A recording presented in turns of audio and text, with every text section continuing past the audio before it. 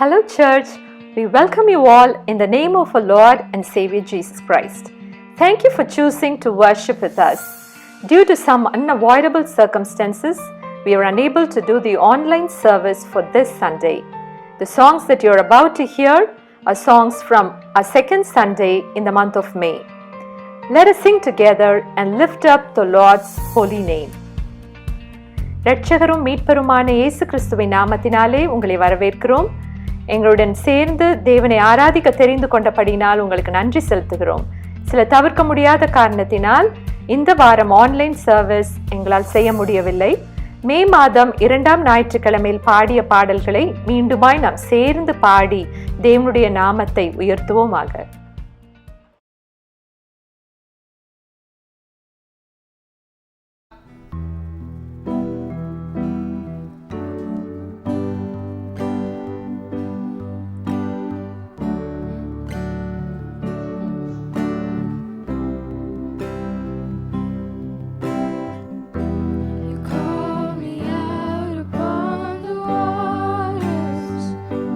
The great unknown.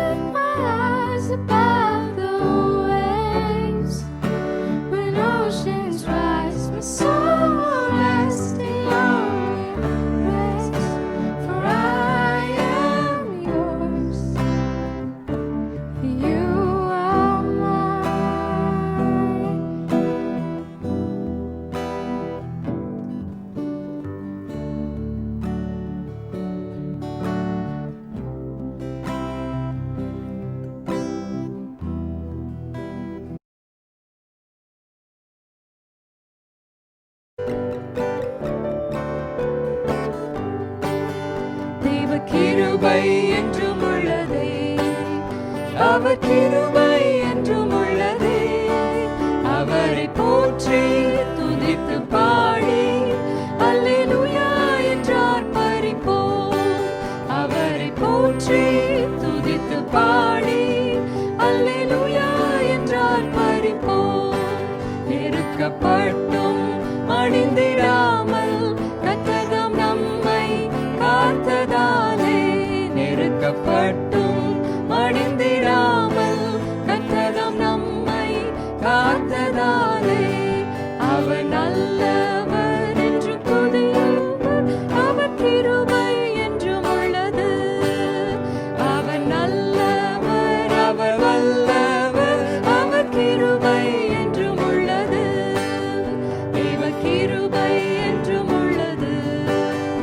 அவர் கிருபை என்றும் உள்ளது. அவரை போற்றி துதித்து பாடி அல்லேலூயா என்றார் பரிப்போம். அவரை போற்றி துதித்து பாடி அல்லேலூயா என்றார் பரிப்போம்.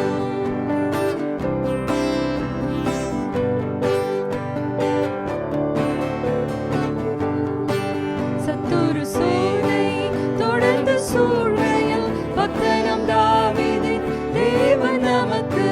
சத்துரு சேனை தொடர்ந்து சூழ்கையில் பக்தனம் தாவீதின் தேவன் நமக்கு.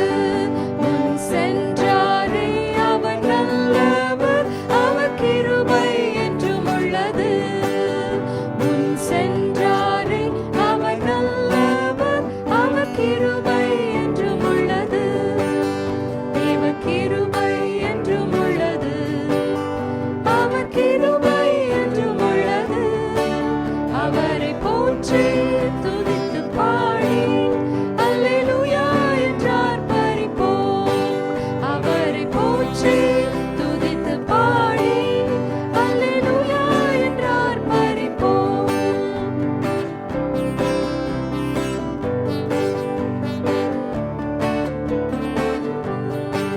அக்கினி சோதனை பட்சிக்க வந்தும் முட்செடி தன்னில் தோன்றிய தேவன். அக்கினி சோதனை பட்சிக்க வந்தும் முட்செடி தன்னில் தோன்றிய தேவன். பாதுகாத்தாரே அவர் நல்லவர், அவர் கிருபை என்றும் உள்ளது. பாதுகாத்தாரே அவர் நல்லவர், அவர் கிருபை என்றும் உள்ளது. தேவ கிருபை என்றும் உள்ளது. அவர் கிருபை என்றும் உள்ளது. அவரை போற்றி துதித்து பாடி அல்லேலூயா என்றார் பரிப்போம்.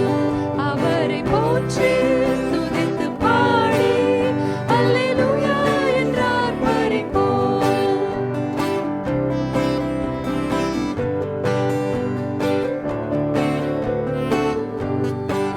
காரிருள் போன்ற கஷ்டங்கள் வந்தும் வாரினில் அவரின் பாதையில் ஒளியாய். காரிருள் போன்ற கஷ்டங்கள் வந்தும் வாரினில் அவரின் பாதையில் ஒளியாய். என்னை நடத்தினார் அவர் நல்லவர், அவர் கிருபை என்றும் உள்ளது. என்னை நடத்தினார் அவர் நல்லவர், அவர் கிருபை என்றும் உள்ளது. தேவ கிருபை என்றும் உள்ளது. அவர் கிருபை என்றும் உள்ளது. அவரை போற்றி துதித்து பாடி அல்லேலூயா என்றார் பரிப்போம். அவரை போற்றி துதித்து பாடி அல்லேலூயா என்றார் பரிப்போம். அவரை போற்றி துதித்து பாடி அல்லேலூயா என்றார் பரிப்போம். ஹல்லேலூயா. ஆண்டவரை நம்ம துதிக்கலாமாய் மட்டுமாய் நம்மளை நடத்தி வந்து தாங்கின அவருடைய கிருபையை நாம் எண்ணி பார்த்து நம்முடைய தேவாதி தேவனை நாம் ஸ்தோத்திரிப்போம். கொஞ்ச நேரம் நம்ம எல்லா வாய்களை திறந்து, அப்பா நாங்கள் உம்மை ஸ்தோத்திரிக்கிறோம் ராஜா. இம்மட்டுமாய் தாங்கின எங்களை சுமந்த ஏந்தின உம்முடைய கிருபைக்காக அப்பா நாங்கள் உமக்கு நன்றி செலுத்துகிறோம். அப்பா நாங்கள் நெருக்கப்பட்டும் எங்களை மடிந்திடாமல் காத்தீரே, உமக்கு நன்றி ராஜா. ஏசப்பா Lord, Lord, when we went through, Lord, dark times, difficult times, Lord, you had always been with us, Lord. Father, we want to thank you, Lord, for your grace, Lord, that sustains us, Lord. Father, we thank you, Lord, for your grace that strengthens us, Lord. அப்பா, எங்களை பலப்படுத்தின உம்முடைய கிருபைக்காக ராஜா நாங்கள் உம்மை துதிக்கிறோம். சபையாய் அப்பா நாங்கள் ஒருமித்து அப்பா இந்த மாதம் முழுவதுமா எங்களை நடத்தினீரே, நாங்கள் உம்மை துதிக்கிறோம் அப்பா, உம்மை உயர்த்துகிறோம் ராஜா. Lord, we lift up the name of Jesus, Lord, in our midst. அப்பா, உங்க நாமத்தை நாங்கள் உயர்த்தி பிடிக்கிறோம் ராஜா. அப்பா, உமக்கு நன்றி ராஜா. Lord, you are holy master.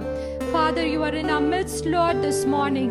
அப்பா, எங்க மத்தியில் அசைவாடுகிற அப்பா உம்முடைய பரிசுத்த பிரசன்னத்துக்காக ராஜா நாங்கள் நன்றி செலுத்துகிறோம். We thank you, Lord, for your holy presence, Lord, in our midst, oh God, this morning. Father, we worship you, Lord. We worship you, Lord Jesus. We bow down before you, Master. அப்பா, நாங்கள் உமது பாதம் பணிகிறோம் ராஜா. அப்பா, நீர் நல்லவர் அப்பா, நீர் வல்லவர், நீர் போதுமானவர் அப்பா, உம்முடைய கிருபை என்றும் உள்ளது. உமக்கு நன்றி செலுத்துகிறோம் அப்பா. We thank you, Lord. Thank you, Jesus. In Jesus' name we pray. Amen. Amen. Hallelujah. Hallelujah. Thank you, Lord.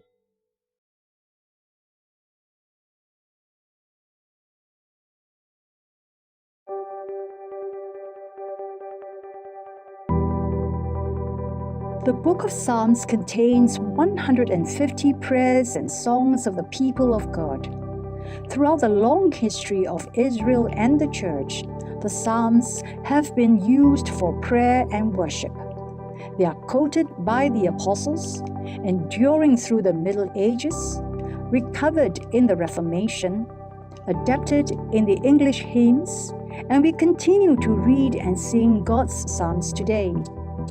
Psalm 90 is the only psalm written by Moses, the man of God, and appropriately it says, "O Lord, you have been our dwelling place in all generations." In the 18th century, Isaac Watts, one of the most well-known English hymn writers, paraphrased or put into his own words Psalm 90 in the famous hymn, "O God, our help in ages past." It speaks of God's eternal and unchanging character, our human frailty, and how much we need His help. At the height of World War II, this hymn was chosen to be sung at a religious service attended by President Roosevelt and Winston Churchill, two of the most powerful men in the world. Even they would choose to sing, "O God, our help in ages past, our hope for years to come." Christians, remember that God is not just the help in our history past. He's our dwelling place in all generations, past, present, and future. In this grandest of hymns sung in palaces and cathedrals all over the world, we sing Watts' paraphrase of Psalm 90. "Let your work be shown to your servants, and your glorious power to their children. Let the favor of the Lord our God be upon us, and establish the work of our hands." Yes, establish the work of our hands.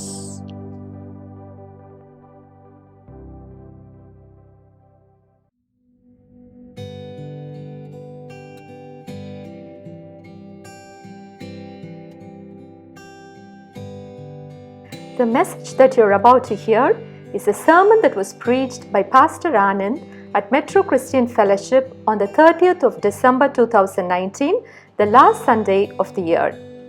May the Lord minister to you as you listen to the Word of God. Our sermon series, Inheriting Your Promises, will resume from next Sunday. Thank you.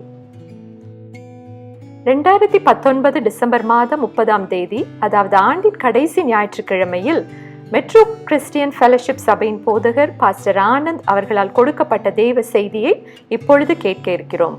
கர்த்தருடைய வார்த்தையை கேட்கிற உங்களுடன் தேவன் தாமே பேசுவாராக. நாம் கடந்த சில வாரங்களாக தியானித்துக் கொண்டிருக்கும் வாக்குத்தத்தத்தை சுதந்தரிப்பது என்ற செய்தி தொடரை அடுத்த வாரத்திலிருந்து தொடர்ந்து கேட்போம். நன்றி. Spirit of God, we look to you for the revelation of your word, Lord. ஆவியானவரே, உம்முடைய வார்த்தையின் வெளிப்பாடுக்காக உம்மை நோக்கி பார்க்கிறோம். Lord, we are very thankful to you for all that you've been doing in each one of our lives. எங்க ஒரு வாழ்க்கையிலும் நீ செய்கிற காரியங்களுக்காக உமக்கு நன்றியோடு இருதயத்தோடு நிற்கிறோம். Some of us went very close to death. ஆண்டவரே, சிலர் மரணத்தின் ஆண்டவரே நெருக்கமாய் சென்றார்கள். You were by our side, Lord. ஆனால் நீரோ எங்கள் பட்சத்தில் இருந்து And the enemy came against us to devour our lives. You stood by our side, Lord. பிசாசு எங்க வாழ்க்கையை அழிக்கும்படியும் கொல்லும்படியும் வரும்பொழுது நீர் எங்கள் பட்சத்தில் நின்றீர். Thank you, Lord, for counting our lives precious in your sight. ஆண்டவரே, எங்களுடைய வாழ்க்கையை உம்முடைய பார்வையிலே விலையேற பெற்றதாய் நீர் பார்த்ததுக்காக நன்றி செலுத்துகிறோம். For those who went through times of sicknesses, and in the midst of all that, they were able to experience your hand of healing upon them. ஆண்டவரே, அநேகர் சுகவீனம் பலவீனம் வழியா கடந்து போனார்கள். அதன் மத்தியிலும் உம்முடைய சுகமளிக்கிற கரத்தை அவர்கள் கண்டார்கள். Those who lost things, but they were able to see them again. ஆண்டவரே, அநேகர் சில பொருட்களை சில காரியங்களை எழுந்து போனார்கள். மறுபடியும் அதை கண்டுபிடிக்க நீர் கிருபை கொடுத்தீர். Thank you for revealing yourself in different ways to different people according to their needs, O God. ஆண்டவரே, வித்தியாசப்பட்ட நபர்களுக்கு வித்தியாசப்பட்ட வகையிலே உம்மை நீர் வெளிப்படுத்தி வருவதற்காக Only goes to show that you are everything to us, Lord. ஆண்டவரே, இது எதை வெளிப்படுத்துவது என்றால், ஆண்டவரே, நீர் எல்லாவற்றுக்கும் நீர் எல்லாமுமா எங்களுக்கு In இருக்கிறீங்க. times of difficulties, you are our help.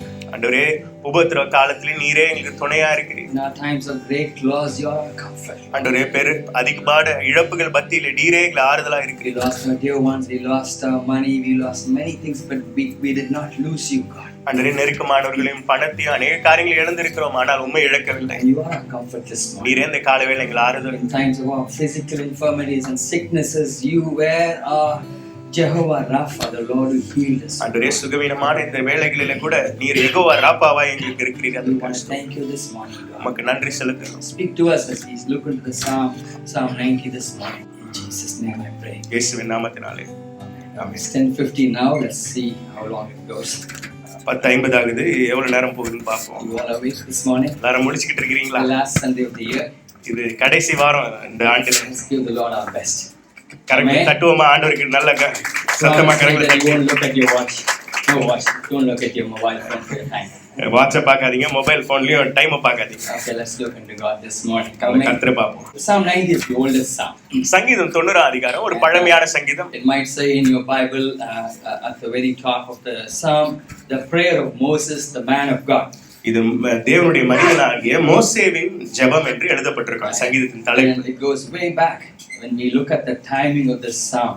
இந்த சங்கீதம் எழுதப்பட்ட நாளை பார்க்கும் பொழுது கொஞ்சம் பின்னோக்கி போக வேண்டியது இருக்கு. We know Moses was a leader for over 2 million people. 2 million ஜனங்கள், 20 லட்சம் ஜனங்களுக்கு மோசே ஒரு தலைவனா இருந்தான். When you pastor over 2 million people, you know how life is. 20 லட்சம் ஜனங்களுக்கு நீங்க ஒரு போதகரா இருந்தீங்கன்னா எவ்வளவு ஒரு பாடா இருக்கும் யோசிச்சு பாருங்க. You and God do a lot of talking.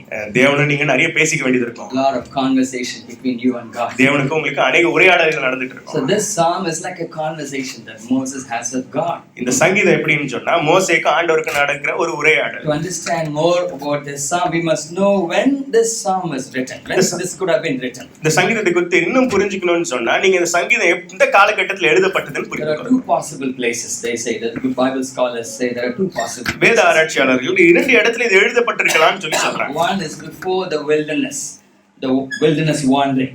வனாந்திரத்திலே அவர்கள் அலைந்து கொண்டிருந்தாங்க, அதற்கு முன்பாக இதை எழுதி இருப்பாங்க. But the people of Israel wandered through the desert for how many years? இஸ்ரவேல் ஜனங்கள் வனாந்திரத்துல எத்தனை நாள் வனாந்திரத்துல அலைஞ்சிட்டு இருந்தாங்க? 40 ஆண்டுகள். So one place could be before they began their wandering.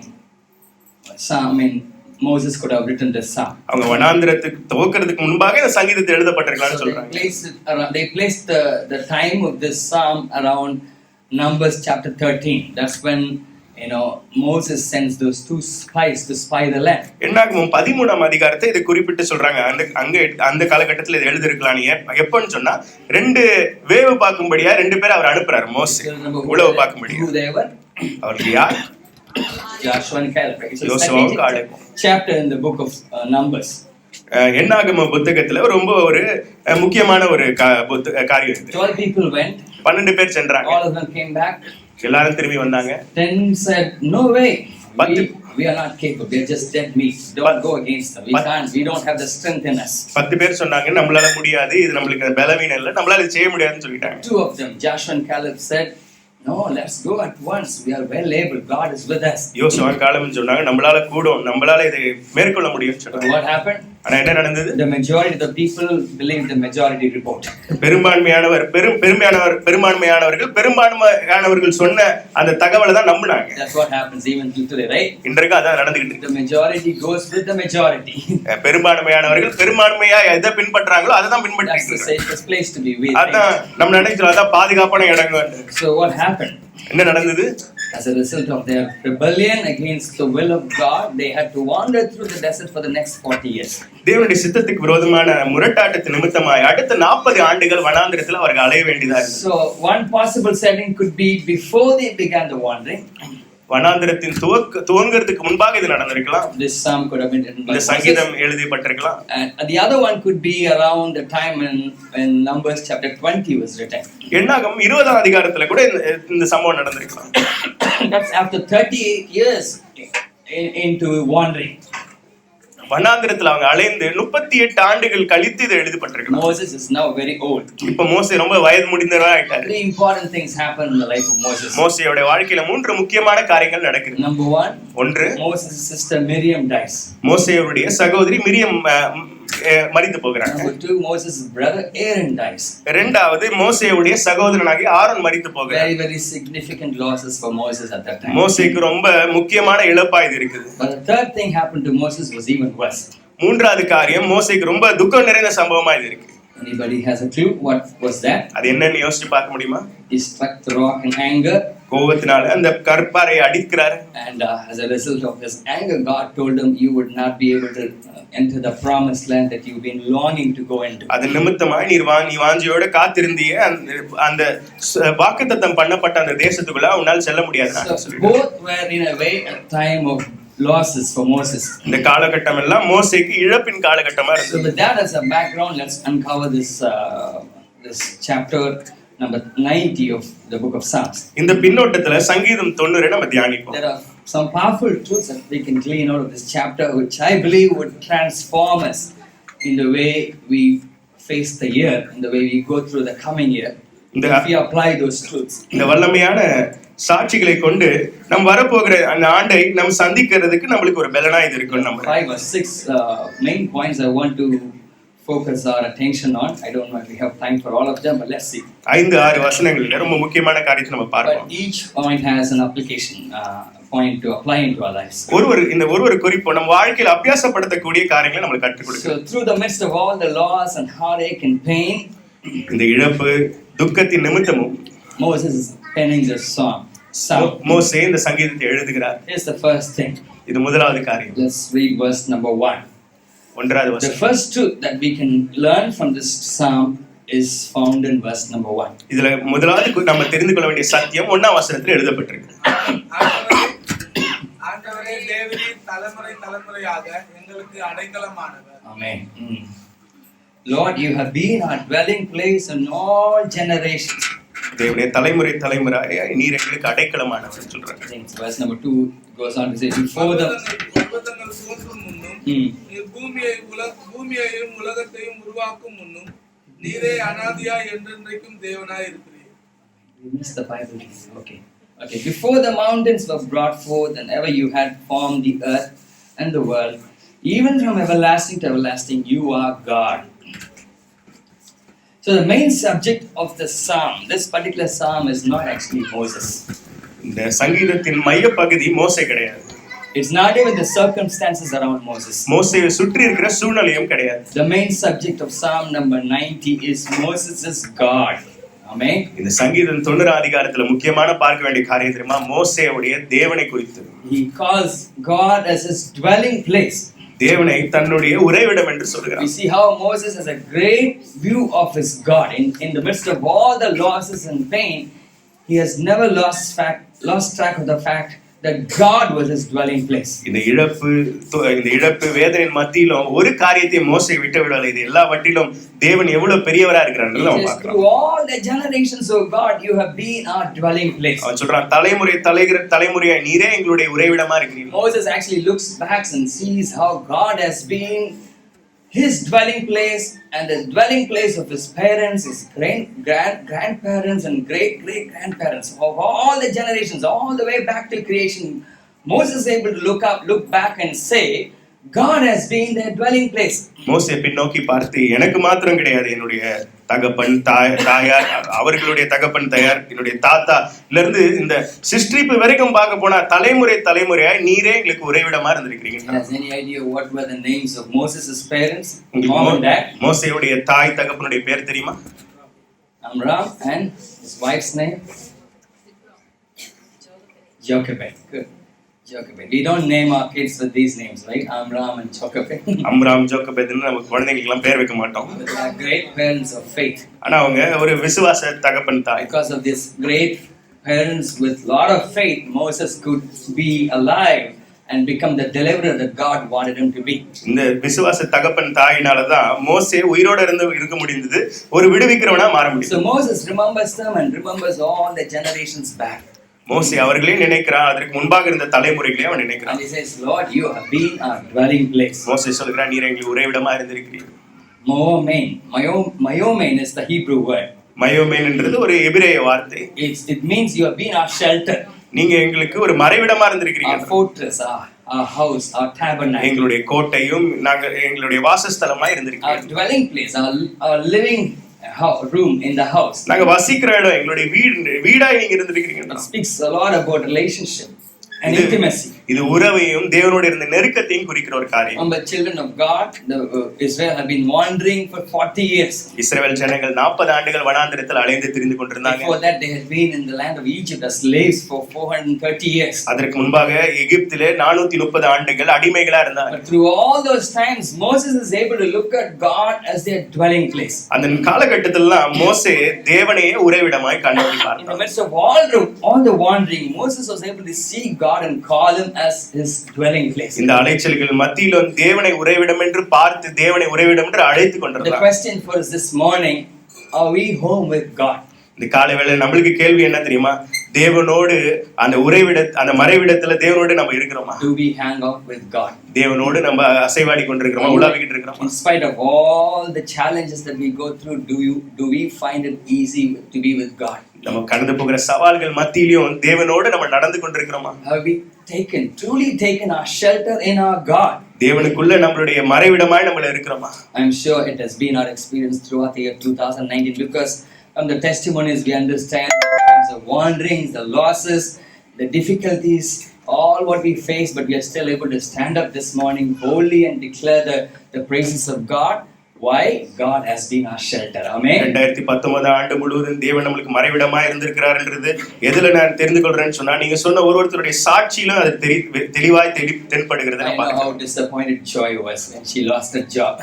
வேலை இழந்து போது ஜாய் எவ்வளவு சோர்ந்து போனாங்கன்னு எனக்கு தெரியும். And leaving a paying job in Bangalore and coming to Chennai for a government job, hoping everything is going to change. It did change, but not for a good reason, but for a bad reason. நல்ல ஒரு சம்பளத்தோட பெங்களூர்ல வேலை செஞ்சாங்க, ஒரு government வேலை கிடைக்கும்னு சொல்லி சென்னைக்கு வந்தாங்க. ஆனா எல்லாமே தலைகீழா மாறி போனது, ஒரு துக்ககரமா மாறிடுச்சு. It was a time when she was so disappointed. ரொம்ப சோர்ந்து போயிட்டாங்க. Questioned God on all angles at that time.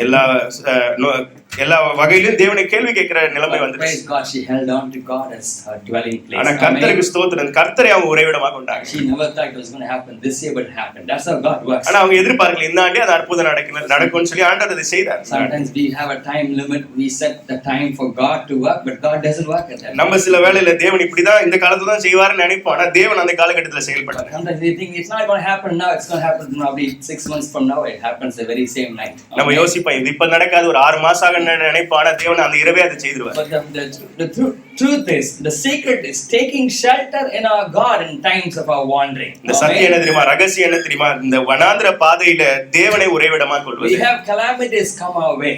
நம் வாழ்க்கையில अनेक உபத்திரவங்கள் வரலாம், one after the other, அடுத்து வரலாம். But do we take shelter in God? ஆனா தேவனில நம்ம மறைவிடமா வைத்துக்கிறோமா? When the enemy sees that happening in our lives, சத்ரு அந்த காரியம் நம்ம வாழ்க்கையில நடக்கிறத பார்க்கும் பொழுது calamities will pass by so quickly. சீக்கிரமா இந்த பிரச்சனைகள் எல்லாம் ஓடிவிடும். The more we allow the calamities to just overwhelm our lives, that's when the enemy rejoices. நம்ம எப்பெல்லாம் அந்த பிரச்சனைகள் நம்ம வாழ்க்கையை ரொம்ப வேதனைப்படுத்த விடுகிறோமோ, அதே சிந்தித்துட்டு இருக்கிறோமோ, அது பிசாசுக்கு ரொம்ப சந்தோஷமாயிரும். We talk more about our problems.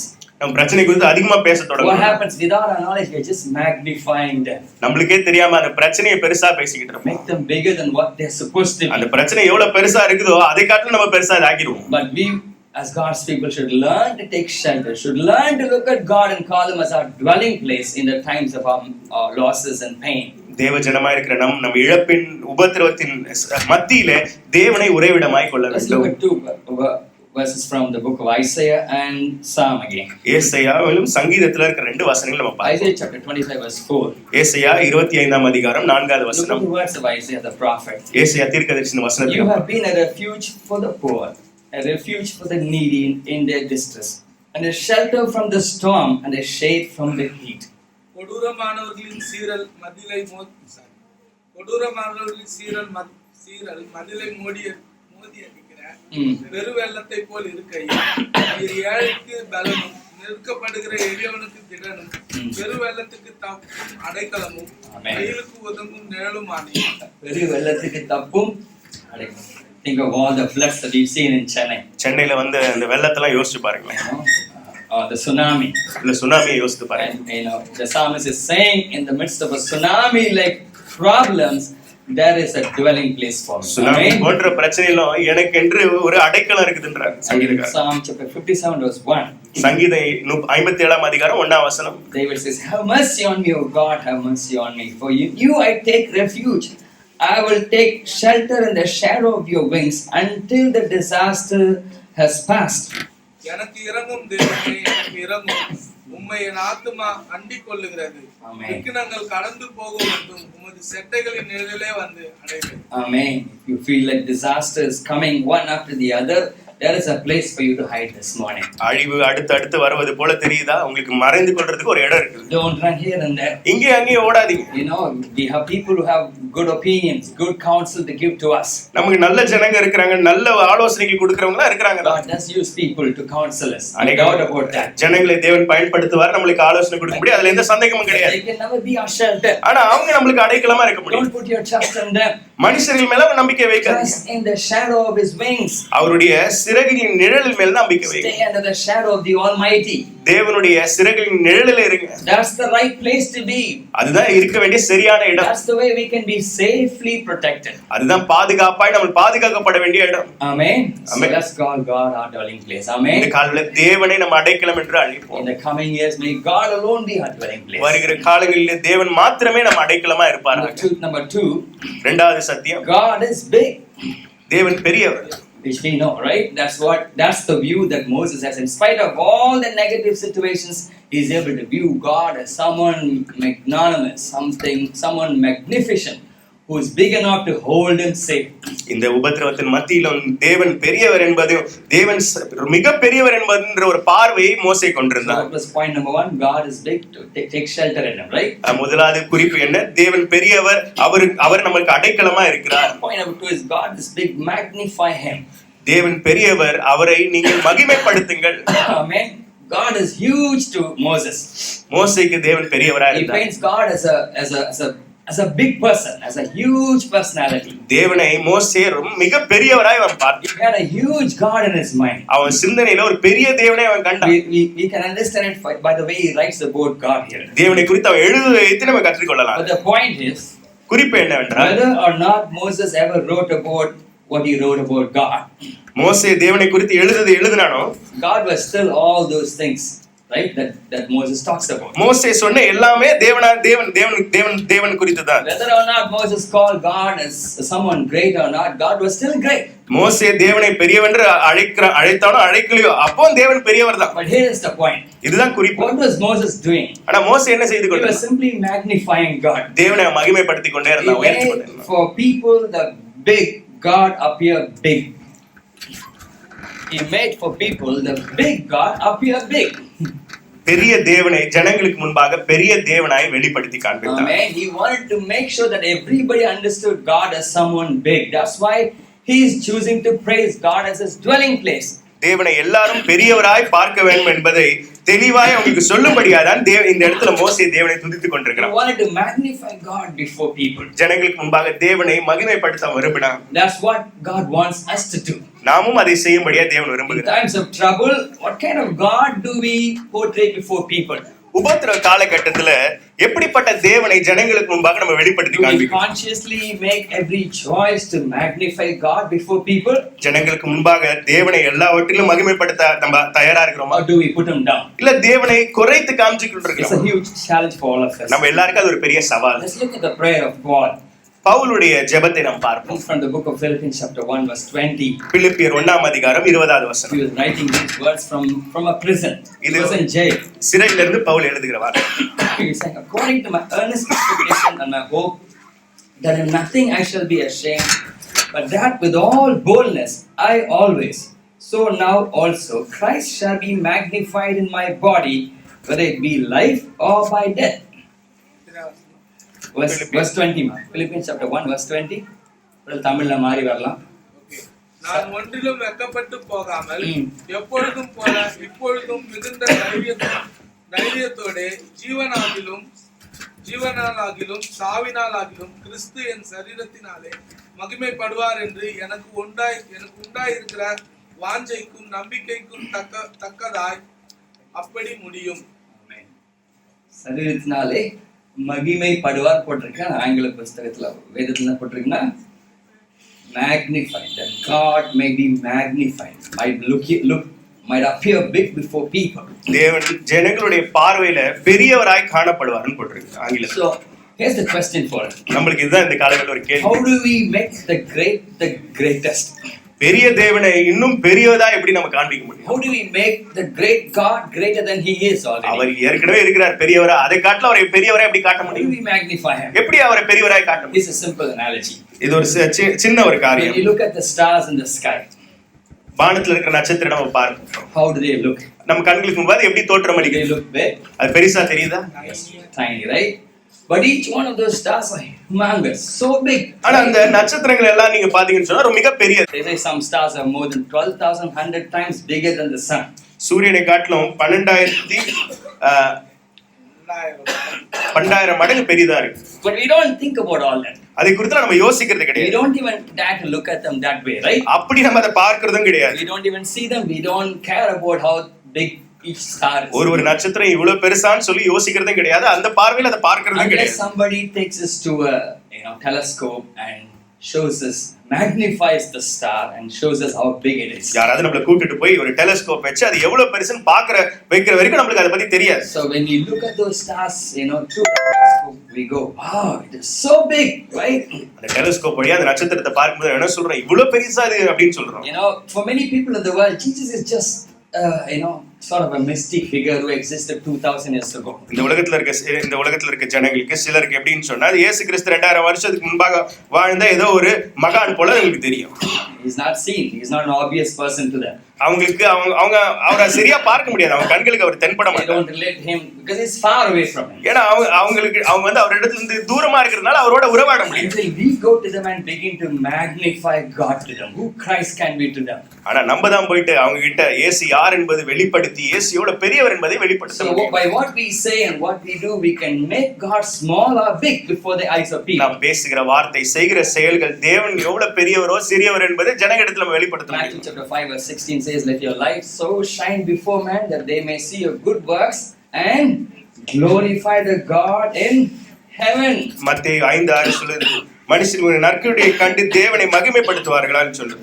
So whenever இவ்விதமாய் மனுஷர் உங்கள் நற்கிரியைகளை கண்டு பரலோகத்தில் இருக்கிற உங்கள் பிதாவை மகிமைப்படுத்தும்படி உங்கள் வெளிச்சம் அவர்கள் முன்பாக பிரகாசிக்க கடவுது. So whenever we face a crisis, வாழ்க்கையில ஒரு பிரச்சனைன்னு நம்ம போகும் பொழுது we must remember that people surrounding us always kind of bend closer to us and see what we are doing, what we are saying, how we are responding to our problems. இந்த பிரச்சனை மத்தியில் நம்ம போய்கிட்டு இருக்கு. ஜனங்க என்ன பண்ணுவாங்கன்னா குனிஞ்சு நம்மளே நோக்கி பார்ப்பாங்க. இந்த பிரச்சனையில இவன் எப்படி செயல்படுகிறான், இவன் எப்படிலாம் மாறுறான்னு சொல்லி. They want to see our reaction. அதற்கு நம்ம என்ன மறு உத்தரவு கொடுக்கிறோம், எப்படி நம்ம காண்பிக்கிறோம்னு பார்ப்பாங்க. Because they know you say that you love God and you trust in God. ஏன்னா அவங்களுக்கு தெரியும் நம்ம வாய் திறந்து சொல்லியிருப்போம் நம்ம தேவனை நேசிக்கிறோம், தேவனை நம்புறோம். Now they see you in a crisis. இப்போ ஒரு உபத்திரவத்தின் மத்தியில நம்மள பார்க்கறாங்க. They want to see you, they want to know how you react to that. இந்த சூழ்நிலையில நீங்க எப்படி உங்களை வெளிப்படுத்துறீங்கன்னு பார்க்கறாங்க. So we have a choice. We either magnify God, we put God before that. இப்போ நமக்கு தெரிந்து கொள்ள வேண்டிய ரெண்டு காரியம் தான் இருக்குது. தேவனை மகிமைப்படுத்த பெரிதா காண்பிக்க போறோமா இல்ல தேவனை குறைத்து காண்பிக்க போறோமா? By showing him big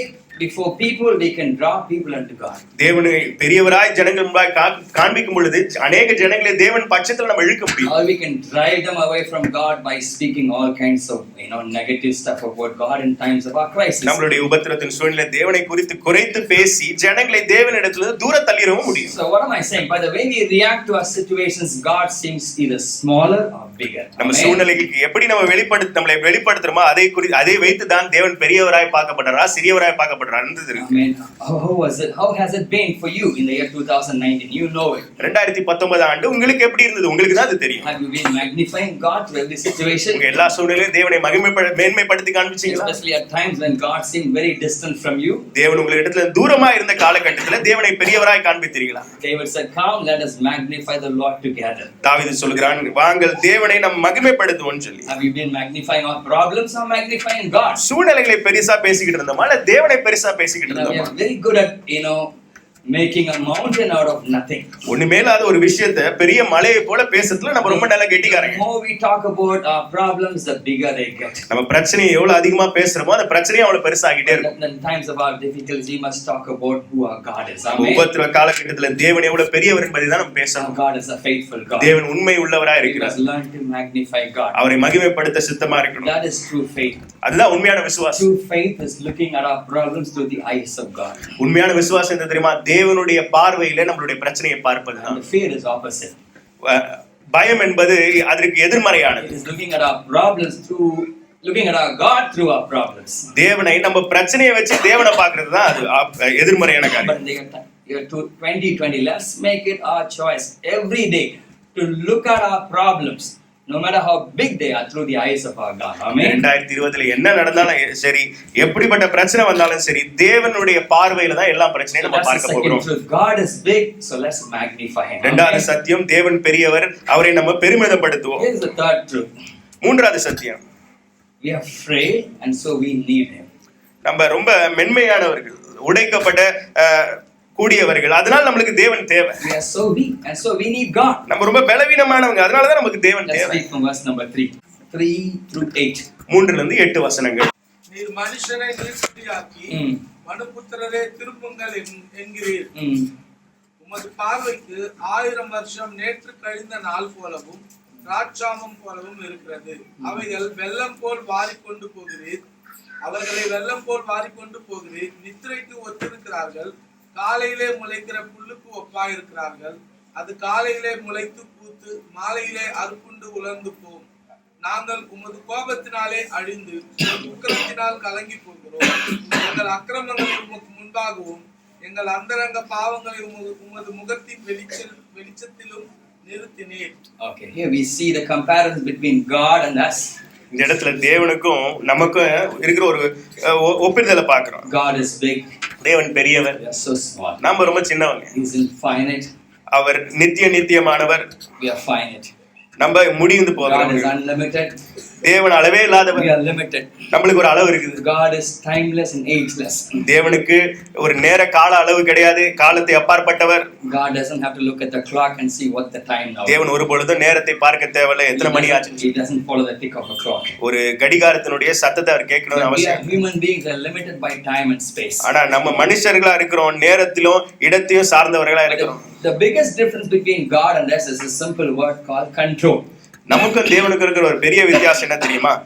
ஒரு கட்டுப்படுத்தப்பட்ட ஒரு நிலைமை. Try to control things, but the fact of the matter is we are not able to control anything. கட்டுப்படுத்துகிற ஒரு நிலைமை. நம்ம வாழ்க்கையில் நடக்கிற சூழ்நிலைகளை கட்டுப்படுத்த நினைக்கிறோம், முயற்சி செய்கிறோம், ஆனால் நம்மளால முடியல. And you seen some people are all the time controlling. நீங்க பாத்துறீங்களா, சில ஜனங்க எல்லா காரியத்தையும் கட்டுப்படுத்தணும்னு நினைப்பாங்க. They are not that easy people to hang out with. அவங்களோட இருக்கிறது ரொம்ப கஷ்டமான ஒரு காரியம். Hard to live with such people who are controlling all the time. எல்லா நேரத்திலும் எல்லாத்தையும் கட்டுப்படுத்தணும்னு நினைக்கிறாங்க பாருங்களா, அவங்களோட வாழ்றது ரொம்ப கஷ்டமான ஒரு காரியம். God, if you have a spouse who doesn't control. உங்களுக்கு கட்டுப்படுத்துற ஒரு மனைவியோ கணவனோ இல்லன்னு அப்படி ஒரு கணவன் இல்ல மனைவி இல்லன்னு சொன்னா கொஞ்சம் சந்தோஷப்பட்டுக்குங்க. But the fact is, no matter how hard we, all of us fall in that category. Sometimes we try to control. We think we are the boss. We want to stay, make sure everything stays under our control. அந்த காரியத்துல நம்ம எல்லாரும் அடங்க மாட்டோம். ஆனா சில வேளையில நம்மளும் சில வேளையில பாருங்களேன் எல்லாத்தையும் கட்டுப்படுத்தணும்னு செயல்படுறோம். The fact is there's so little of life that we can never control. ஆனா உண்மை என்ன தெரியுமா, நம்ம வாழ்க்கையில நம்ம கட்டுப்படுத்தக்கூடிய காரியங்கள் எல்லாம் ரொம்ப கொஞ்சம் தான். We make plans but things don't happen the way we want them to happen. நம்ம திட்டமிடுகிறோம், ஆனா நம்ம திட்டமிடுகிறது போல காரியங்கள் நடப்பதில்லை. We make our schedule but things don't go the way we plan. நம்ம கால அட்டவணை போடுகிறோம், நம்ம நினைக்கிறது போல எல்லாமே நடக்கிறது கிடையாது. Because life just happens sometimes. ஏன்னா வாழ்க்கை அதுவா தானா நடக்குது. Most of the things happen out of our control. நம்ம நினைக்காத வகையில கட்டுப்பாடுக்கு மீறி காரியங்கள் நடக்கும். So here is a simple motto for all of us for the coming year. வருகிற ஆண்டுல நம்ம கடைபிடிக்க வேண்டிய ஒரு கொள்கை நான் உங்களுக்கு சொல்றேன். Blessed are the flexible for they shall not be broken. வளைந்து கொடுப்பவர்கள் பாக்கியவான்கள், அவர்கள் முறிவதில்லை. Amen. Many times we would love to set things in order, right? நம்ம அநேக வேளையில பாருங்களேன் காரியங்கள் எல்லாம் அப்படியே சரிப்படுத்தணும் ஒழுக்கப்படுத்தணும் When we look at the chaotic world, we want to see there is justice and order there. உலகம் முழுசும் ஒரே குழப்பமா இருக்குது, அந்த இடத்துல ஒரு நியாயம் நடக்கணும், எல்லாமே சரியாகணும்னு விரும்புறோம். We want to bring justice and order in places of confusion. குழப்பம் நிறைந்த இடங்களில நியாயம் நடக்கணும், நீதி கிடைக்கணும்னு விரும்புகிறோம். But the fact of the matter is there's very little we can do about it. ஆனா உண்மை என்ன தெரியுமா, அதுல நம்ம செயல்படக்கூடிய காரியம் கொஞ்சம் தான். Unless God does something through us, there's nothing we can achieve. தேவன் நம்மை கொண்டு ஒரு காரியத்தை செய்யலன்னு சொன்னா நம்மளால ஒண்ணுமே செய்ய முடியாது. But think about God on the other hand. God is completely in control. Amen. ஆனா இன்னொரு பக்கம் பாருங்க, தேவன் முழுவதுமாய் கட்டுப்படுத்த கூட வல்லவரா இருக்கிறார். We have very little amount of controlling capacity. நமக்கு கட்டுப்படுத்தக்கூடிய திறன் கொஞ்சம் தான் இருக்குது. One little virus can cause us to go down. ஒரே ஒரு வைரஸ் வந்துருச்சுனா போதும் நம்ம அப்படியே கீழ உட்கார்ந்துருவோம். I am coughing for the last 3 weeks. 3 வாரங்களா இருமிக்கிட்டே இருக்கேன். I see how weak I am. அப்ப யோசிச்சு பாருங்க எவ்வளவு பலவீனமா நம்ம இருக்கோம். One tiny virus can make me feel sick. ஒரு சின்ன வைரஸ் தான் அது நம்மள சுகவீனப்படுத்திடுது. It shows how frail we are, how weak we are. அது நம்ம எவ்வளவு உடைக்கப்படக்கூடியவர்கள் எவ்வளவு பலவீனமானவர்கள்னு காண்பிக்கிறது. Verse number 5 and 6 says, in the morning it flourishes and grows up, in the evening it is cut down and withers. 5-6 வசனங்கள். அவர்களை வெள்ளம் போல் வாரிக்கொண்டு போகிறேன். Verse number 6. அது காலையிலே முளைத்து மாலையிலே அறுப்புண்டு உலர்ந்து போகும். Just as the grass withers, we also wither away. Amen. புல்லு உலர்ந்து போறது போல நம்மள உலர்ந்து போயிடும். The older you get, the more you wither. நம்ம எவ்வளவு வயது அதிகமாகுதோ அவ்வளவு உலர்ந்தும் போயிடுறோம். Someone said like this, time is the greatest healer. ஒருத்தர் இப்படியாய் சொன்னாங்க, நேரம் தான் பெரிதாய் சுகப்படுத்துகிற ஒரு காரியம். But as a poor beautician. ஆனா ரொம்ப பரிதாபமான அழகு நிபுணர் அப்படின்னு சொல்லிட்டாங்க. The longer we live, we forget the pain. It heals our past memories of bitterness and pain. But what time does is it makes us look bad. நெடு நாட்களா நம்ம வாழும் பொழுது என்ன ஆகுன்னு சொன்னா பழைய கசப்புகள், பழைய வலிகள், வேதனைகள் நம்ம மறந்துடுவோம். ஆனா இன்னொரு பக்கம் என்ன நடக்கும்னு சொன்னா நம்மளுடைய சரீரம் பாருங்களேன் அழகு குறைந்ததா மாறிடும். It seemed like 2 months ago when we started 2019, we are already into the last 2 days of the year. 2 மாசத்துக்கு முன்னாடி தான் 2019 ஆரம்பிச்சது போல இருக்குது. 2019 முடிந்தது போல இப்ப பாருங்க. It shows we have no control over time as well. ஏன்னா நேரத்தின் மேல நமக்கு எந்த ஆளுகையும் கிடையாது.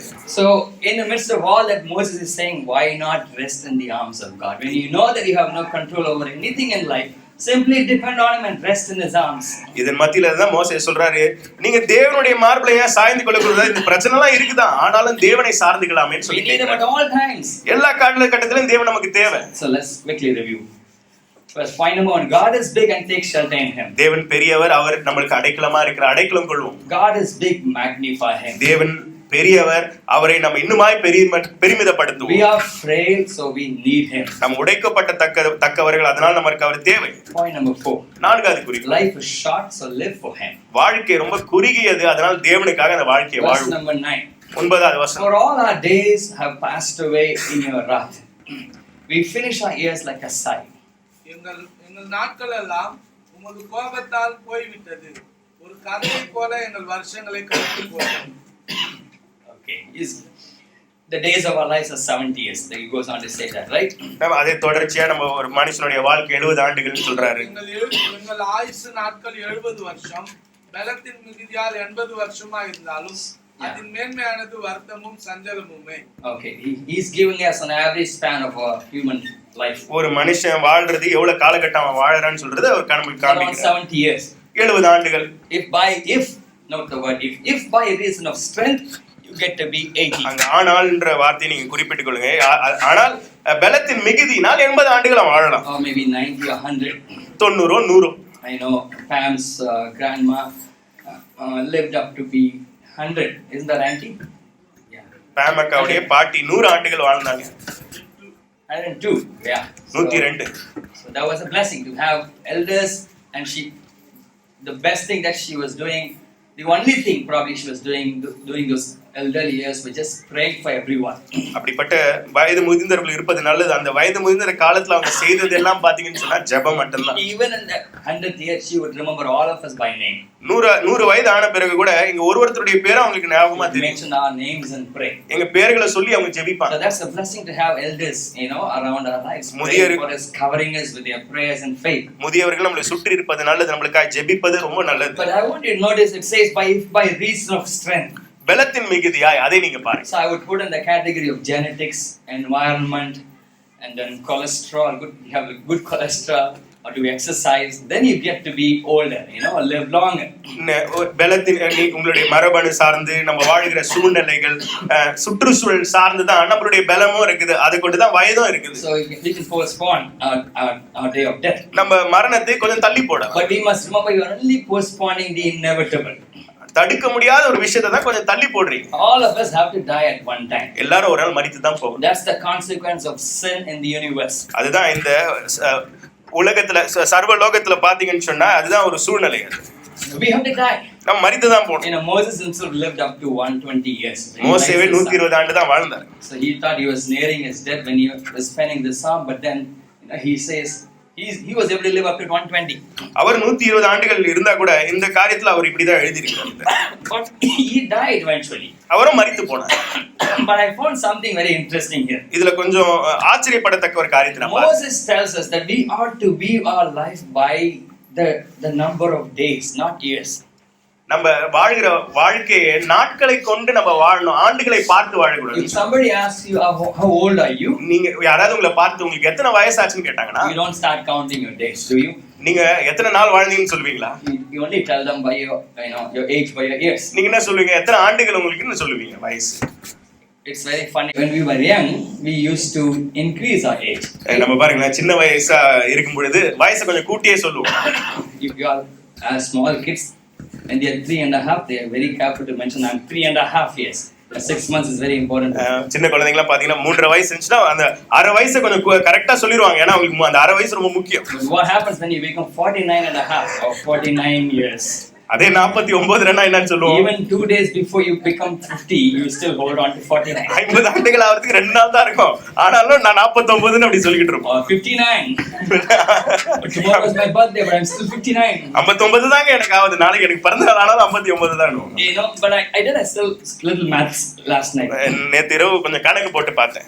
Till today, இன்றைக்கு வரைக்கும் from the day I was born, I have lived 18,339 days. நான் பிறந்ததுல இந்த நாள் வரைக்கும் 18,300 நாட்கள் வாழ்ந்திருக்கேன். And if I live up to be 70, நான் 70 ஆண்டுகள் வரைக்கும் வாழ்ந்தேன்னா I only have 7,228 days.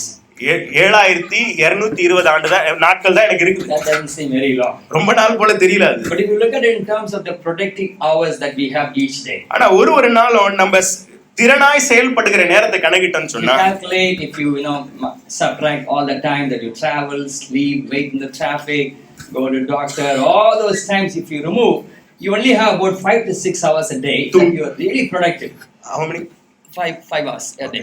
நம்ம அனுதினமும் பாத்தீங்கன்னா தூங்குறோம், நம்ம பிரயாணிக்கிறோம், டாக்டர் கிட்ட போறோம், நிறைய காரியங்களை நம்ம செலவிடுறோம்ல, இதெல்லாம் இதுல இருந்து கழிச்சிட்டீங்கன்னு சொன்னா ஒரு நாளைக்கு 5 மணி நேரம் தான் நம்ம திறனாய் So செயல்படுகிறோம். in that way, I only have 1,500 days to live. அப்படி கணக்கிட்டு பாத்தீங்கன்னா 1500 நாட்கள் தான் எனக்கு இருக்கு. On one side, it sounds very depressing.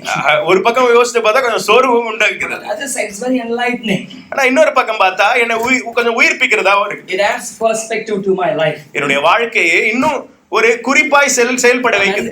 Able to understand how fragile my life is. என் வாழ்க்கை எவ்வளவு உடைக்கப்படக்கூடியது என்று பார்க்க How முடியும். short it is. எவ்வளவு குறுகியதா இருக்குதுன்னு பார்க்க How I முடியும். must gain wisdom to be careful how I spend those days ahead of me. எனக்கு கொடுக்கப்பட்ட நாட்களை எவ்வளவு ஞானமாய் நான் செயல்படணும்னு சொல்லி என்னை பார்க்க வைக்குது. That's what Moses is saying here. அதுதான் மோசேவே இங்க சொல்றாரு. Teach us to number our days that we may gain a heart of wisdom. தமிழ்ல படிச்சு. நாட்களை என்னும் அறிவைத்தால் நாங்கள் ஞான இருதயமுள்ளவர்களாகும்படி எங்கள் நாட்களை என்னும் அறிவை எங்களுக்கு போதித்தருளும். Amen. But counting time is not as important as making that time count. நாட்களை என்றது ரொம்ப முக்கியம் கிடையாது. ஆனா அந்த நாட்களை பிரயோஜனப்படுத்துறது தான் ரொம்ப முக்கியம். Amen. We must make sure that our time counts for something good, something eternal. ஏதாவது ஒரு நல்ல நோக்கத்துக்காக ஒரு நித்தியத்துக்காக என் நேரம் பயன்படுத்து அப்படின்னு சொல்றது தான் It's not just merely spending our time. ஏதோ நேரத்தை கழிக்கிறது கிடையாது. It's investing our time into something that speaks for eternity. நித்தியத்திற்கு பேசுகிற அளவுக்கு நம்மளுடைய நேரத்தை விதைக்கிறது தான் முக்கியம். That's wisdom of God. அதுதான் தேவனுடைய ஞானம். Paul the apostle writes to the book of to the church at Ephesus. எபேசு சபைக்கு பவுல் இப்படி அப்போஸ்தலர் எழுதுறார். Ephesians chapter 5 verse 16 through 17. எபேசியர் chapter 5 5ஆம் அதிகாரம் 16 ல இருந்து 17 See வசனம். then you walk circumspectly, not as fools but as wise, redeeming the time because the days are evil. நாட்கள் பொல்லாதவர்களானதால் காலத்தை பிரயோஜனப்படுத்திக் கொள்ளுங்கள். ஆகையால் நீங்கள் மதியற்றவர்களாய் இராமல் கர்த்தருடைய சித்தம் இன்னதென்று உணர்ந்து கொள்ளுங்கள். Every hour that we invest into the kingdom of God is a time that we redeem. Amen. தேவனுடைய ராஜ்யத்திலே செலவிடுகிற ஒவ்வொரு மணி நேரமும் நாம் மீட்டுக் கொள்கிற ஒரு நேரம். A poem that I heard when I was very young, it has stuck with me all through my life. இது நான் சின்ன வயசா இருக்கும்போது இத கேட்டேன். ஆனா இது என் வாழ்க்கை ஃபுல்லா தொட்டிக்கிச்சு I பாருங்க. even quoted it on my on the day of my reception, wedding reception, if Pam remembers, in Chennai. I said this on stage, there's just one life, only one life, it will soon be past. Only what is done for Christ will last. அந்த திருமண அழைப்பு விழால கூட நான் இதான் சொன்னேன். ஒரே ஒரு வாழ்க்கை, அந்த வாழ்க்கை தேவனுக்காக எதை செய்யறனோ அதுதான் என்றென்றைக்கும் நிலைத்து இருக்கும். So God is big, take shelter in him. தேவன் பெரியவர், அவரிலே அடைக்கலம் கொள்வோம். God is big, magnify him. தேவன் பெரியவர், அவரை பெருமிதப்படுத்துவோம். We are afraid, so we need to depend on him. நாம் உடைக்கப்படக்கூடியவர்கள் தேவனை சார்ந்து கொள்வோம். Life is short, so live for him. வாழ்க்கை குறுகியது, அவருக்காக அதை வாழ்வோம். Point number 5. ஐந்தாவது குறிப்பு, God is our fulfillment. தேவனே நம்மளுடைய பூரணராய் So இருக்கிறார். rejoice in him. அவருக்குள்ளாய் களி கூறுங்கள். Verse number 13. 13வது வசனம். Moses says, "Return, O Lord, how long? And have compassion on your servants. O satisfy us with your mercy, that we may rejoice and be glad all our days. Make us glad according to the days in which you afflicted us, the years in which we've seen evil." கர்த்தாவே திரும்ப வாரும், எதுவரைக்கும் கோபமாக இருப்பீர்? உமது அடியார்களாக பரிதபியும். நாங்கள் எங்கள் வாழ்நாளெல்லாம் கலிகூர்ந்து மகிழும்படி காலையிலே எங்களை உமது கிருபையால் திருப்தியாக்கும். தேவரீர் எங்களை சிறுமைப்படுத்தின நாட்களுக்கும் நாங்கள் துன்பத்தை கண்ட வருஷங்களுக்கும் சரியா எங்களை மகிழ்ச்சியாக்கும். Two things here. இந்த இடத்துல ரெண்டு காரியம். Moses understood that God was the only one who can satisfy him. தேவன் மாத்திரமே நம்மளை திருப்திப்படுத்தக்கூடியவர்னு He is புரிஞ்சுக்கிட்டான். praying for joy.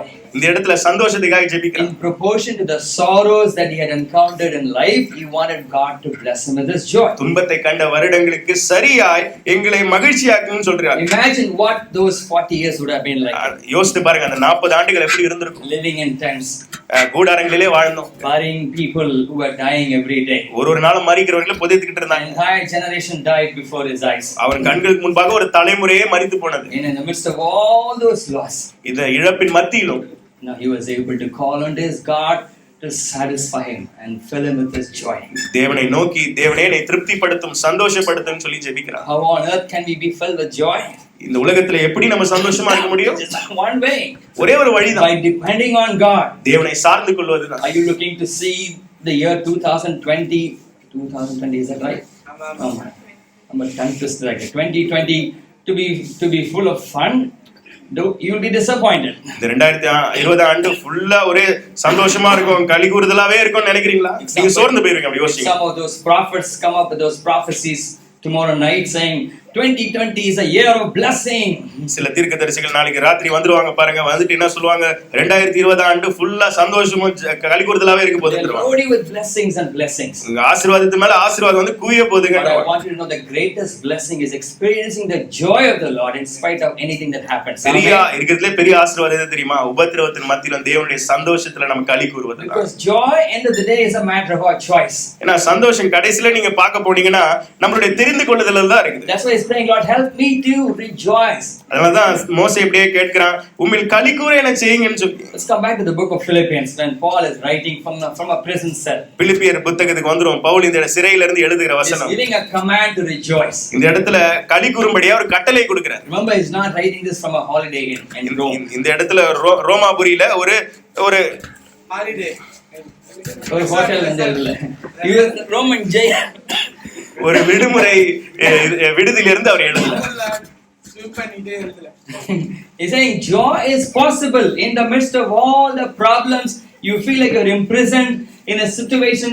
In spite of that, people of God rejoice in Him because the joy of the Lord is possible for you. உபத்திரவத்தின் மத்தியிலும் சந்தோஷம் சாத்தியம். சிறையில போடப்பட்டிருக்கீங்களா, நீங்க சிறையில அடைக்கப்பட்டிருக்கீங்களா, அதன் மத்தியிலும் உங்களால சந்தோஷமா இருக்க முடியும்னு சொல்றாரு. I don't know what happened. How did we respond to a situation through the year 2019? 2019 ஆண்டு முழுவதும் சூழ்நிலைகளுக்கு நம்ம எப்படி நம்மளை வெளிப்படுத்தி காமிச்சோன்னு எனக்கு தெரியாது. 2020. ஆனா 2020 ஆண்டோ Let's make it our ambition to be joyful at all times. எல்லா நேரமும் சந்தோஷமா இருக்க ஒரு தீர்மானம். May the joy of the Lord be evident on our faces. நம்மளுடைய முகங்களிலே தேவனுடைய சந்தோஷம் வெளிப்படையாய் தெரியட்டும். Don't bring your grief into your ministry situation or into your business situation. உங்களுடைய உபத்திரவத்தையும் பாடையும் துக்கத்தையும் வியாபாரத்திலயோ ஊழியத்துக்குள்ளே கொண்டு வந்துடாதீங்க. When you come to the house of God, come rejoicing. தேவனுடைய வீட்டுக்கு வரும்பொழுது களி கூர்ந்து கொண்டே வாங்க. Because there's nothing that has happened in our lives that has stolen the joy of the Lord. நம்ம வாழ்க்கையில நடக்கிற எந்த காரியமும் தேவனுடைய சந்தோஷத்தை நம்ம வாழ்க்கையில இருந்து திருடவே முடியாது. As long as we have the joy of our salvation,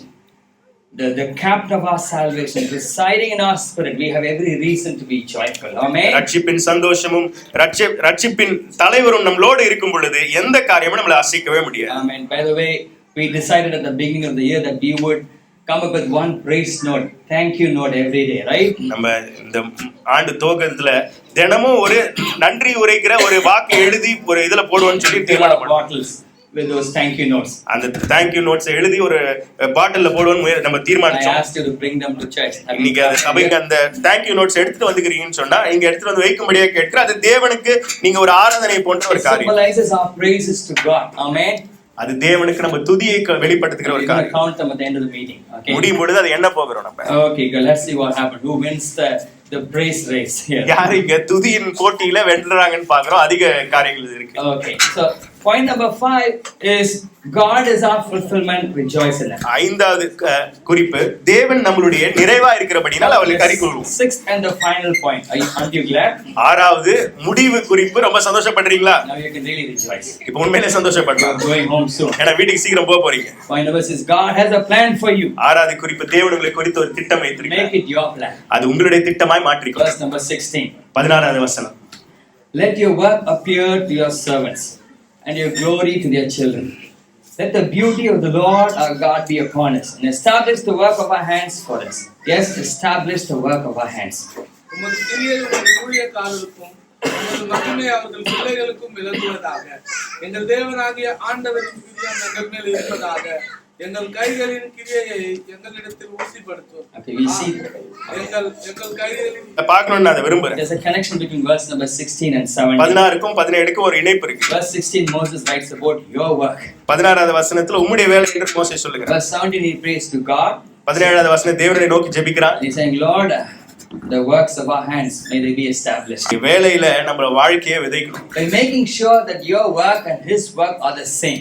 அவருடைய வேலையும் உங்களுடைய வேலையும் ஒண்ணா இருந்துச்சுன்னா Then God will bless the work of your hands. அப்போ தேவன் நீங்க செய்கிற வேலையை It ஆசீர்வதிப்பார். doesn't matter what job you have. நீங்க என்ன வேலை செய்தாலும் பரவாயில்லை. Don't think about coming into ministry the minute I talk about God's work.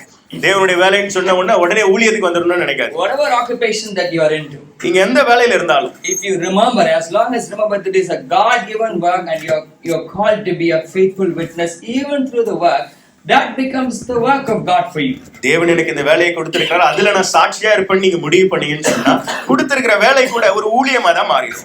There are two significant days in our lives. நம்ம வாழ்க்கையில ரெண்டு முக்கியமான நாட்கள் உண்டு. One is the day we were born. நம்ம பிறந்த நாள் ஒன்று. And the second day is the day we discover why we are here on earth. இரண்டாவது முக்கியமான நாள் இந்த பூமியில எதற்காக நாம் பிறந்திருக்கிறோம்னு தெரிஞ்சுக்கணும். Why am I here for? எதற்காக இந்த பூமியில நான் இருக்கிறேன்? God has put me here for a purpose. தேவன் இந்த பூமியில ஒரு நோக்கத்திற்காக என்னை வைத்திருக்கிறார். And the day that you realize that is the second most significant day in your life. அதை புரிந்து கொள்கிற அந்த நாள் தான் உங்க வாழ்க்கையில இரண்டாவது ரொம்ப முக்கியமான ஒரு நாள். We begin to make our work God's work. That's the turning point. நம்மளுடைய வேலை தேவனுடைய வேலையாய் நம்ம செய்வோம்னு சொன்னா அதுதான் ரொம்ப முக்கியமானது. Following the plan of God. தேவனுடைய திட்டத்தை பின்பற்றுவது. We must make sure that we are not wasting our time. நம்ம நேரத்தை வீணடிக்க கூடாது. Life is very short. வாழ்க்கை ரொம்ப குறுகியது. I told you how we can look at the coming years in terms of days. We don't have a whole lot left. நம்ம வரப்போகிற ஆண்டுகளை நாட்களை கொண்டு என்ன போகிறோம் என்னன்னு சொல்லி சொன்னேன். ஏன்னா அப்படி பார்த்தீங்கன்னு சொன்னா அதிக நாட்கள் நம்மளுக்கு கிடையாது. You know, there's an old Roman city by name Segovia. செகோவியா என்ற ஒரு பழமை நிறைந்த ஒரு ஒரு பட்டணம் உண்டு. They had an old water course. அந்த இடத்துல ஒரு தண்ணீர் தொட்டி அந்த இடத்துல இருந்தது. தண்ணீர் பூந்தொட்டி. That ran through the whole town. அது முழு பட்டணத்திற்கும் அந்த தண்ணி பாய்க்கப்பட்டது. Since 109 AD. 100 years after Christ. கிறிஸ்துவுக்கு 100 ஆண்டுகளுக்கு பிறகு. In 1900 years it was running. 1800 years. 18 நூற்றாண்டுகள் it was running through the whole city. முழு பட்டணத்துக்கும் 18 நூற்றாண்டுகள் அது பாய்க்கப்பட்டு கொண்டது. Brought cold water from the mountains to quench the thirst of the people in the city.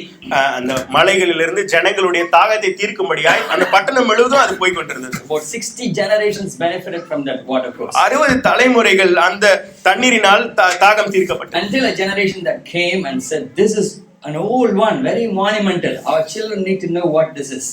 இது ரொம்ப பழமை நிறைந்தது.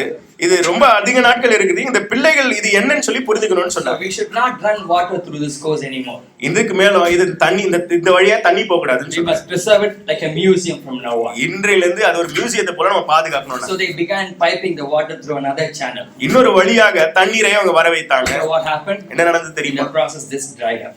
அதை செய்யும் பொழுது இது வறண்டு போயிருச்சு. That which was running for generations stopped. தலைமுறை ஓடிக்கிட்டு இருந்தது பாருங்க, அது வறண்டிருச்சு. Even the new modern pipes that they used to bring water out stopped. அவங்க இப்ப இந்த காலகட்டத்துக்குரிய பைப்லாம் எடுத்து வந்து செட் பண்ணாங்க, அதுவும் வறண்டு போயிருச்சு. Years of service could be destroyed by man's idleness and foolishness. ஆண்டுகளாய் செயல்படுகிற ஒரு சேவை மனுஷனுடைய முட்டாள்தனத்தினாலும் அது நின்று போகிற சாத்தியமா இருக்கு. We must not forget no matter how old we get, we are always in the service of the Lord. நம்ம ஒரு காரியத்தை புரிந்துக்கணும், நம்மளுக்கு எவ்வளவு வயது முதிர்ந்தாலும் நம்ம என்றைக்கும் தேவனுடைய சேவையில தான். We must realize that we are called to allow the life of God flow through us as long as we live. நம்ம வாழ்கிற நாட்கள் முழுவதும் தேவனுடைய ஜீவன் நம்மிலே வெளிப்படணும், கடந்து போகணும் நம்ம விரும்பணும். That's the plan of God. அதுதான் தேவனுடைய திட்டம். To sum it up, Psalm chapter 19. சங்கீதம் 19ஆம் அதிகாரம். We find this strange mixture here. இந்த இடத்துல ஒரு About human beings. மனுஷர்களை குறித்து ஒரு புதிரான ஒரு இணைப்பு இருக்கு. We are caught between dust and divinity. இந்த இடத்துல தூசியையும் தெய்வத்துவத்தையும் இணைக்கிற ஒரு காரியம். We are all going to die. நம்ம எல்லாம் மரிக்க போகிறோம், But we will live forever. ஆனா Amen. நித்தியமா வாழ போகிறோம். We are all creatures of time.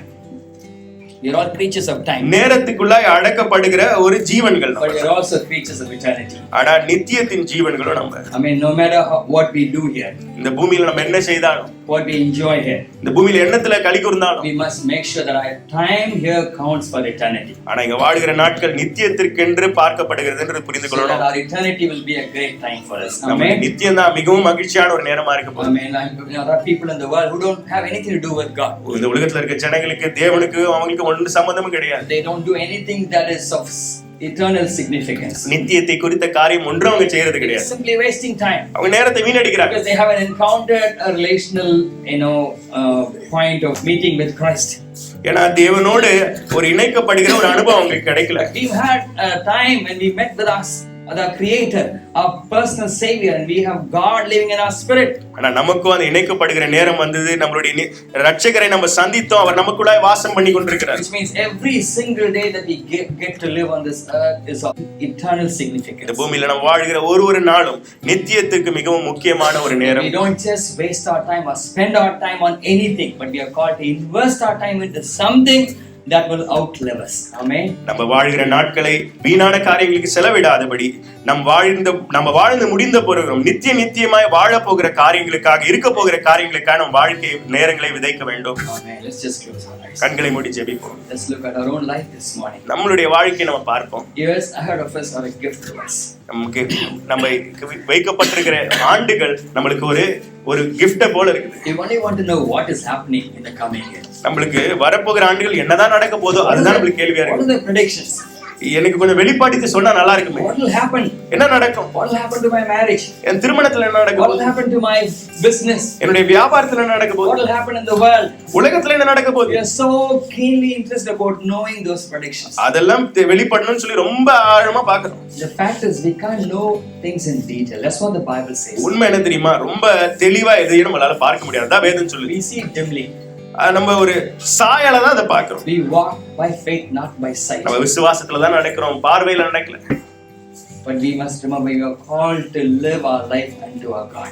ஆனா ஒரு காரியத்தை ஞாபகம் வைத்துக்கணும், நம்ம தேவனுக்காக வாழும்படியா அழைக்கப்பட்டிருக்கிறோம். Every single day we are called to glorify God.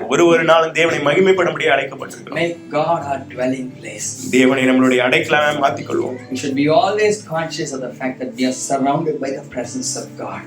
ஒரு நிமிடமும் தேவனுடைய பிரசன்னம் நம்மை சூழ்ந்து கொண்டிருக்கிறது என்ற உணர்வோடு நம்ம வாழணும். God is calling us to invest our life to the fullest into the work of His kingdom. தேவனுடைய ராஜ்யத்தின் முழுமைக்கு நம்ம வாழ்க்கையை விதைக்கும்படியாய் தேவன் நம்மை அழைக்கிறார். That's the best way to live our life. அதுதான் நம்ம வாழ்க்கையை சிறப்பாய் வாழ்கிற ஒரு காரியம். That's the best way to redeem our time. நம்மளுடைய நேரத்தை மீட்டுக் கொள்ள அது ஒரு சிறந்த வழி. Whatever I do, Lord. நான் என்ன செய்தாலும் ஆண்டவரே, wherever I'm working, நான் எங்க வேலை செய்தாலும், everything about me என்னை குறித்து எல்லாமே belongs to your kingdom. எல்லாமே உங்க ராஜ்யத்துக்கு சொந்தமானது. It's for the fulfillment of your promises. உம்முடைய வாக்குத்தத்தத்தை நிறைவேற்றுதலுக்காக உரியது. It's for the building of your kingdom. உம்முடைய ராஜ்யம் கட்டுமானத்திற்காக I want to serve you with my money. என் பணத்தை கொண்டு உமக்கு ஊழியம் செய்வேன். With my time. என் நேரத்தை கொண்டு உமக்கு ஊழியம் செய்வேன். With my strength. என் பலத்தை கொண்டு till my last breath. என்னுடைய கடைசி மூச்சு இருக்கும் வரை I want to keep investing my life.